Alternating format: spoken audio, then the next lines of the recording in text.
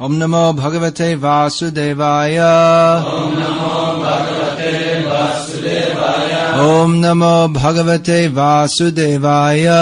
Om Namo Bhagavate Vasudevaya. Om Namo Bhagavate Vasudevaya. Om Namo Bhagavate Vasudevaya. King Parikshit said, O my Lord, my spiritual master, now I have fully heard from your grace about the dynasty of Swayambhuva Manu, but there are other Manus and I want to hear about them, about their dynasties. Kindly describe them to us. Text 2. Manvantare Harer Janma Karmani Chamahi Asaha Grinanti Kabayo Brahmangs Tanino Vadashrinvatam. O learned Brahmana Shukdev Goswami, the great learned persons who are completely intelligent, describe the activities and appearance of the Supreme Personality of Godhead during the various Manvantaras. We are very eager to hear about these narrations. Kindly describe them. Purport. The Supreme Personality of Godhead has different varieties of incarnations, including the Guna avatars, Manvantara avatars, Leela avatars, and Yuga avatars, all of which are described in the Shastras. Without reference to the Shastras, there can be no question of accepting anyone as an incarnation of the Supreme Personality of Godhead. Therefore, as especially mentioned here, Viranti Kavyaha, the descriptions of various incarnations are accepted by great learned scholars with perfect intelligence. At the present time, especially in India, so many rascals are claiming to be incarnations and people are being misled. Therefore, the identity of an incarnation should be confirmed by the descriptions of the Shastras and by wonderful activities, as described in this verse by the word Mahiyasaha. The activities of an incarnation are not ordinary magic or jugglery, but are wonderful activities. Thus, any incarnation of the Supreme Personality of Godhead must be supported by the statements of the Shastra and must actually perform wonderful activities.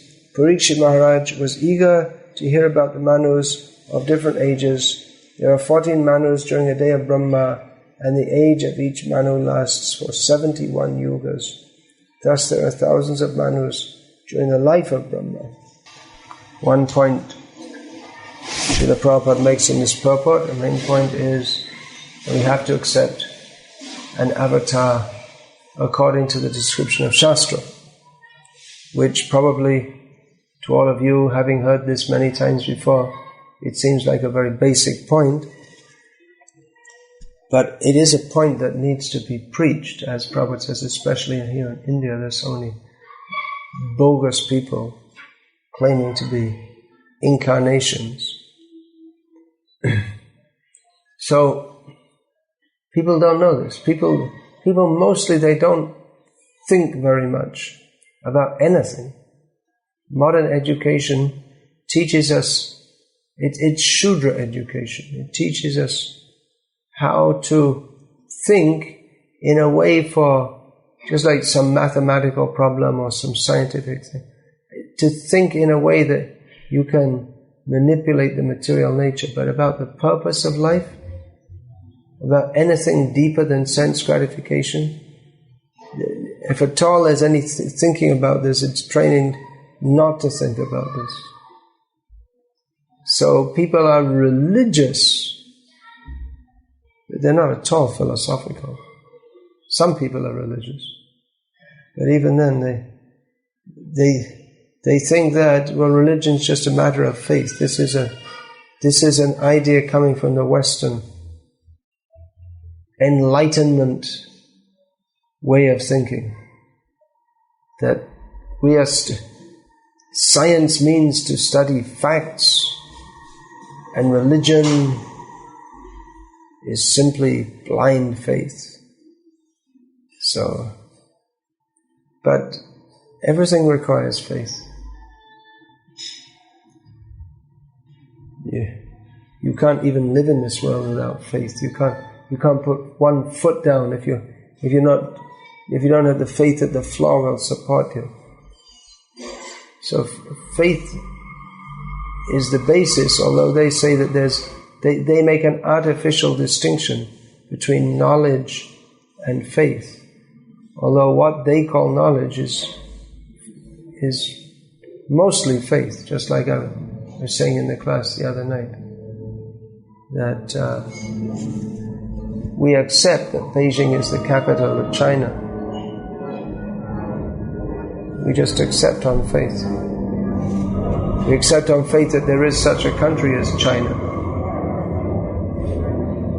So practically everything we call knowledge is based on faith. They say, well, it's verifiable. What we have is verifiable, but a lot of what we believe is not verifiable by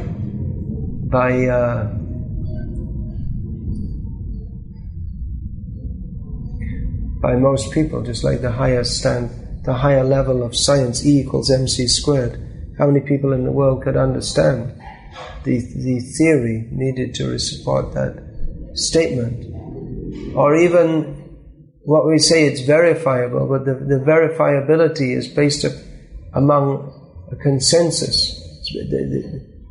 It's based on a consensus among scientists as to what they can accept. So actually everything depends on faith. It's just a matter of where you put the limit. By limiting their faith, or what they call knowledge, to what they can perceive, they put a very severe limit on their faith. And they presume that anything beyond this must be just imagination, which is another kind. They believe that. It's another kind of faith. So there's a very severe blow to religion, in as much as it's based on faith, but people think that faith and knowledge are something different. Therefore they consider the understanding of religion to be very nebulous or ill-defined.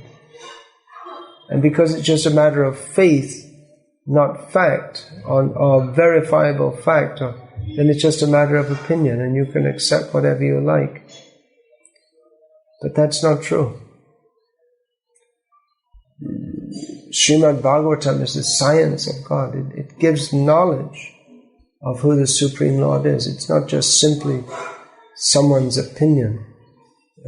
Or it's not that one can have knowledge of God simply by opinion, or that knowledge of God is opinion. That's another.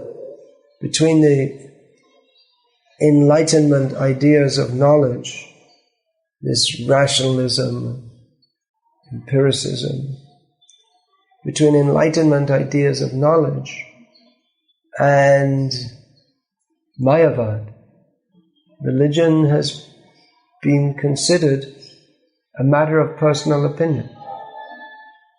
And therefore you have this so-called secularism, in which they yes, all faiths are wrong. You can believe whatever you like. But why? You should believe what is the fact, what is the truth. By the idea that anyone can believe whatever they like simply avoids the responsibility of understanding what is correct and teaching that to others. So it's rascaldom under the guise of what this liberalism, or what this liberal ethos in the world, in which, well, we just accept everything and all opinions are okay. It's actually a kind of rascaldom. Well, you may say, well, it's better to be in the liberal Western world where they allow you to practice Krishna consciousness, whereas in countries like pre-Glasnost Russia, then you weren't allowed to practice Krishna consciousness. Or in China today, or say in Saudi Arabia today. So, well, that's in one sense that's true. That's the other extreme, because they accept a standard of knowledge as being correct, that their interpretation of communism or their interpretation of Islam, and this is correct, although actually they're deluded that what they say, Islam, yeah, some truth is there, even in communism. Some Some truth is there in communist theory. But they adhere to it in a very rigid and fanatical way.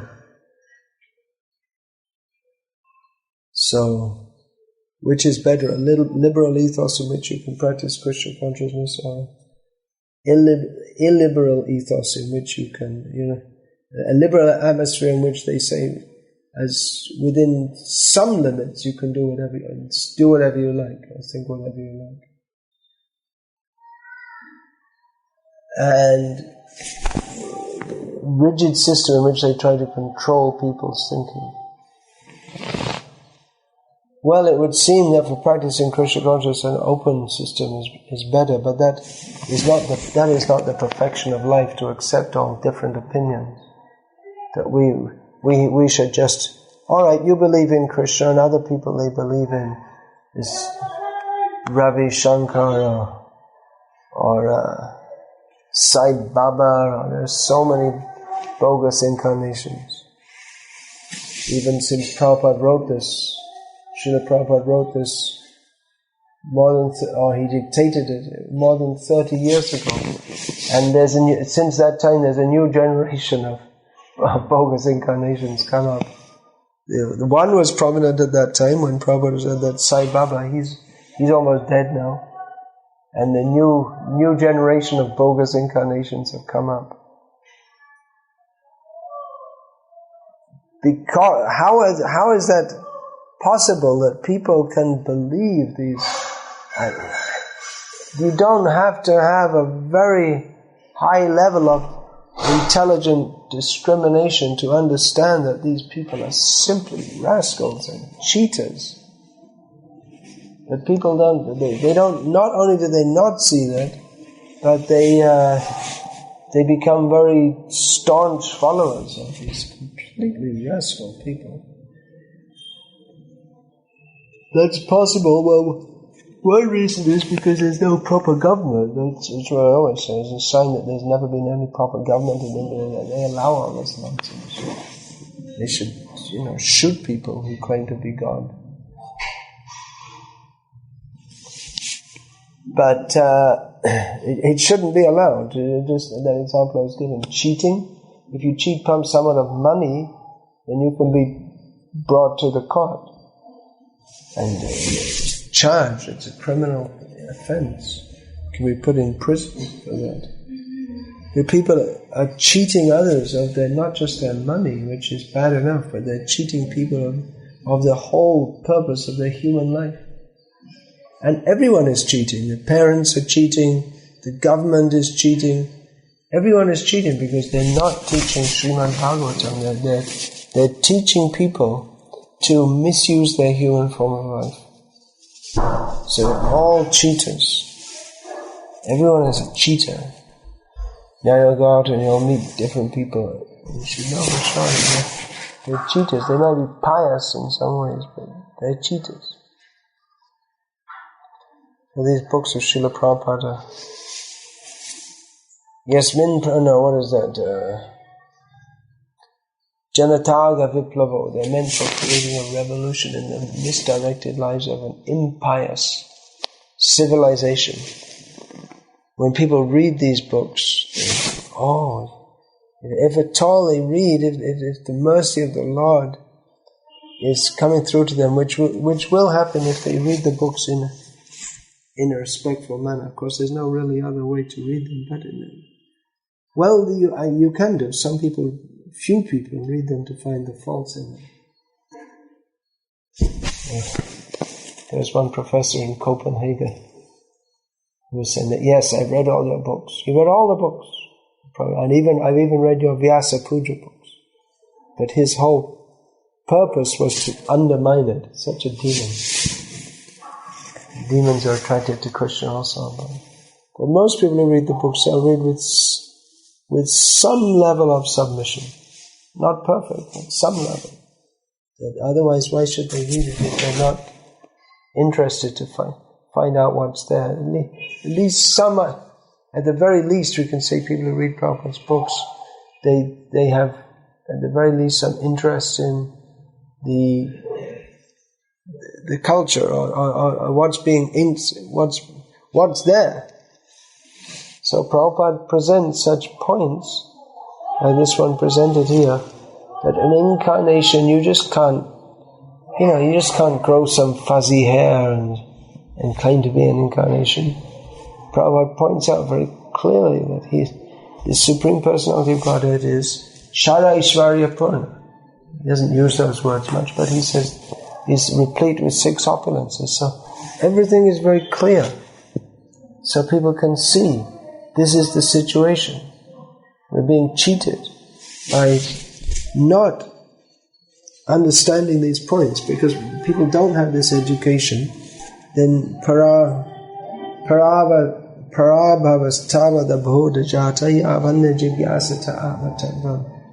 because the very tendency to inquire into the absolute truth in this human life is killed by bogus propaganda.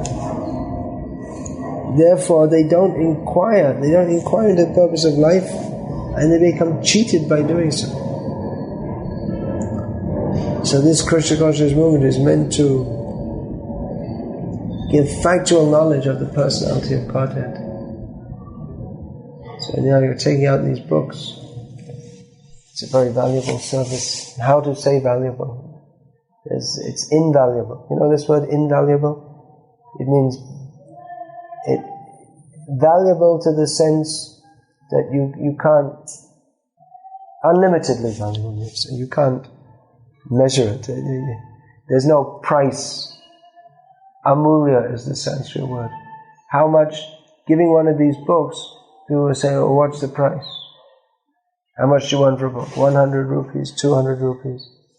Even if you give all the gold in the world, that will not equal the value of one of Srila Prabhupada's books. Because the knowledge of these books gives us the knowledge by which we can, from our point of view, we can transcend birth and death. And then even beyond that, we can go to Krishna. So they are invaluable. There's nothing better you can do for a conditioned soul wandering around in Bangalore, who's somewhat pious, maybe a little bit interested in spiritual life. There's nothing better for you can do than to distribute these books to them. We should have great faith in that. By doing so, people are supremely benefited. And we ourselves, of course, we're also benefited in a way that cannot be imagined by the mundane welfare workers here, passing out books, you see. What is that? They're promoting their faith, they will say. And generally here in Bangalore, there's people, if they give some donation to ISKCON, they do so because ISKCON or whatever, this imitation ISKCON here, they're famous for feeding the poor school children. So people like to give donations because they think that's something very good.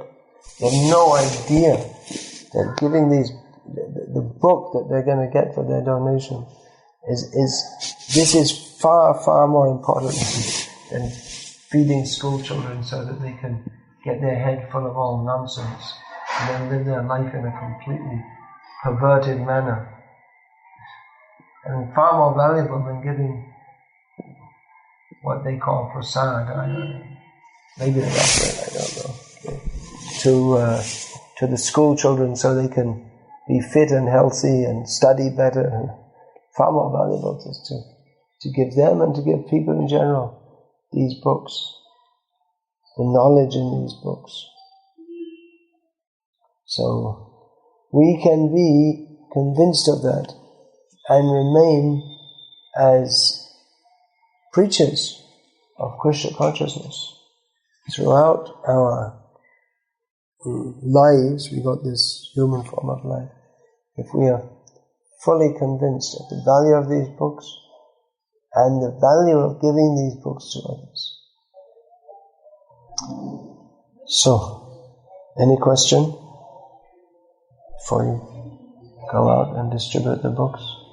You have to be convinced, then you can go on. Guru Maharaj, Srila Prabhupada was saying that this modern educational system, it has different grades of slaughterhouses. Did he say that? I know it's different grades?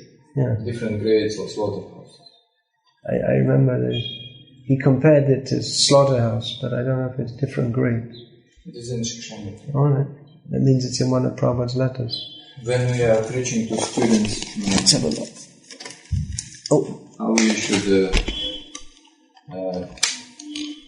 When we're preaching to students, well, it's a very broad statement, isn't it? When we're preaching to students.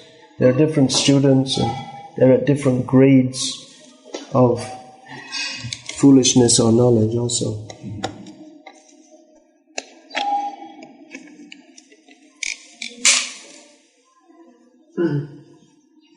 we have to encourage them to finish their education, or... I wouldn't encourage anyone. You might, not exactly encourage them, but you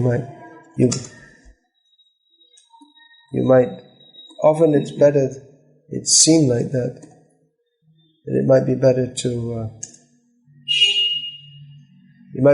finish because they're not ready to,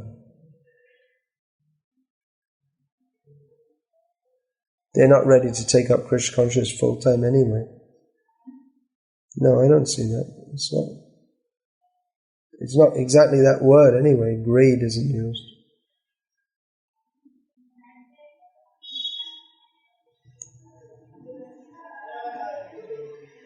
No, you see, what often happens with students is that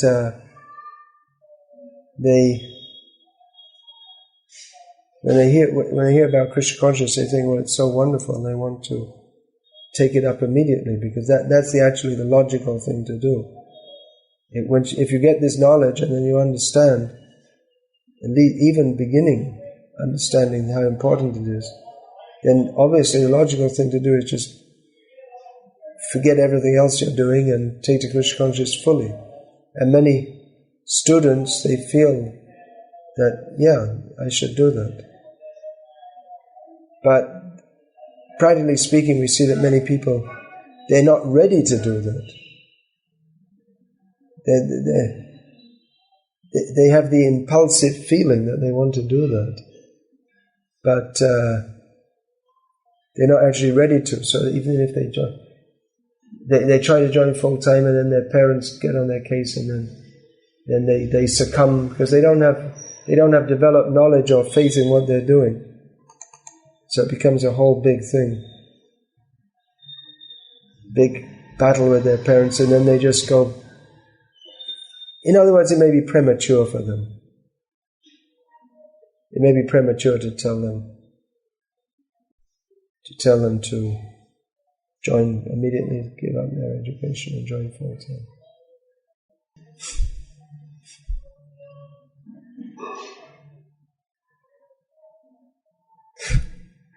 Some devotees, they blew up a slaughterhouse in New Zealand. They killed themselves they weren't like fully devotees. They killed themselves in the process also. This is, Prabhupada writes, the same mentality is involved in trying to blow up a slaughterhouse as there is in meat eating. Such things will not stop people from unnecessary animal slaughter. It is only by educating people in the science of Krishna consciousness that they will automatically develop all good qualities. Well, I don't see this thing about different grades. You can show me if you like. You have to be careful when we quote. Sometimes we just, we just slightly misquote or something. I read just a few days back. Well, it doesn't. You see, Shikshamrita is full of. It's taken from the letters of Prabhupada, and I'm just going through that to see, and I don't see it. So it may be, it may not be. We'll see.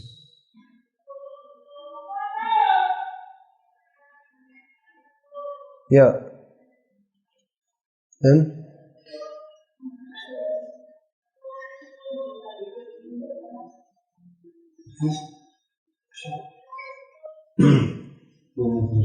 How is Krishna consciousness process verified? How is it verified? Go and take some prasadam. Oh, you don't get it till midday here. That's the verification. Pratyaksha-vagamang dharmyam sasukam kartamapyayam. You know the translation of this? What is it? Pratyaksha, you will see when You'll directly experience it, yeah. So people say we only believe what we can see. So Krishna consciousness it's a matter of the interaction of the Atma with the Paramatma. So you can experience that. You can't measure it. There are so many checks and balances. All the great, like Arjuna says in Bhagavad Gita, Param Brahma, Param Dhamma, then you are the supreme absolute truth, the supreme abode, and so on. Then Ahustram Rishya Sarve Devashina Adastita. So all the great rishis say this. So there's the authority of persons, self-realized persons. All the Shastras, Sarva Veda Yat Padam Amananti. All the scriptures point to Krishna being the supreme truth.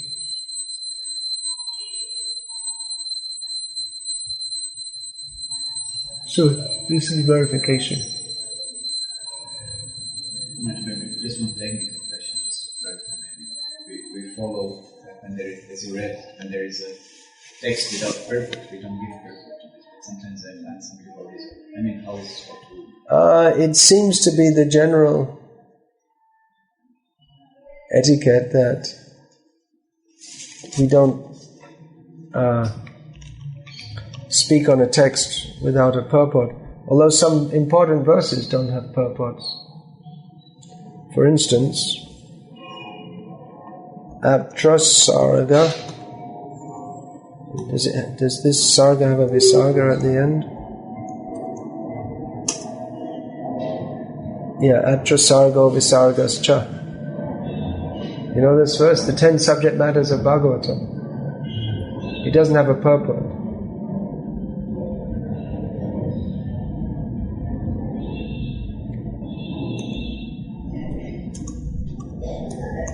Which canto? Second canto. You don't know the verse? Atra Sarga Visargas Cha Stanam Poshanam Uteha Manvantaresh Anukata Nirodhos Muktirashraya.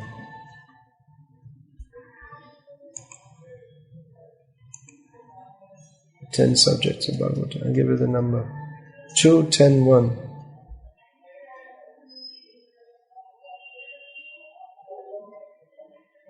So that's an important verse. Doesn't have a purport. So when we speak... But we often quote that verse though. But in the process of delivering lectures, when we come across such verses, then you should be... It seems to be the standard etiquette not to elaborate on it, but I don't think that's... the idea is that if our acharyas haven't commented on it, then because our commentary has to follow the acharyas, so we don't, because we take what the Shastra has given, and what the acharyas have given, and then we develop from there. But if we find some important point in the word, because every word is important in the Bhagavatam, so we may also develop some commentary according to what we've heard from the acharyas. There's another verse, what's that? Kalena Nashta.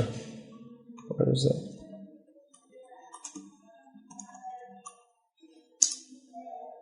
Kalena nashta pralaya. Oh.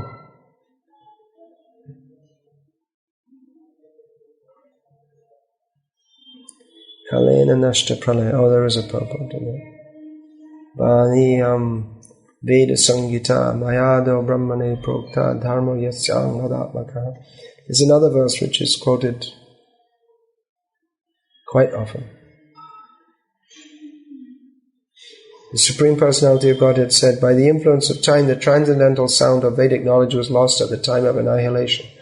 Therefore, when the subsequent creation took place, I spoke the Vedic knowledge to Brahma because I, myself, and the religious principles enunciated in the Vedas. So there's another verse which is quoted quite often.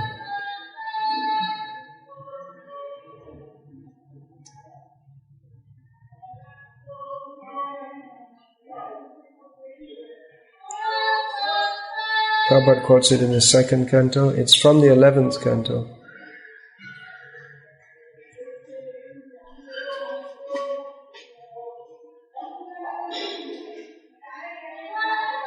Yeah, it's quoted here in Bhaktivinoda Thakur's Dashmo Tattva, in Jaiva Dharma, twice in Jaiva Dharma.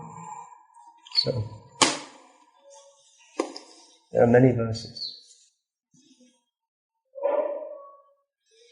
There's so many important verses. Alright, Hare Krishna. Go out and distribute the books, please. You're doing a great service. By reading these books, people can understand. They can begin to understand what is reality. Otherwise, they're just living in fog.